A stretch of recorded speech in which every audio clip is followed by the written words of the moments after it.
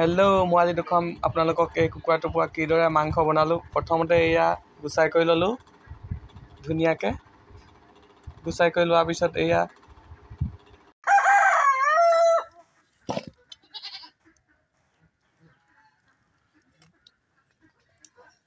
এয়া বিনা মছলা, ইয়াত আছে নৰসিংহ পাত, আদা পাত, ৰচুন পাত, এয়া আদা, ৰচুন, নহৰু, জালুক।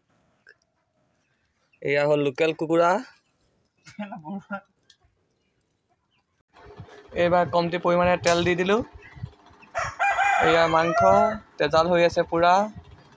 এইবাৰ চব ঢাকনখন খুলি দিলোঁ। এয়া ধুনীয়াকৈ উতল আহি গ'ল। এয়া উতলিছে আৰু ধুনীয়াকৈ। লোকেল কুকুৰা কাৰ কাৰ প্ৰিয় আপোনালোকে কমেণ্টত জনাব। যদি ভিডিঅ'টো চাই ভাল লাগিছে লাইক কমেণ্ট শ্বেয়াৰ কৰি দিব।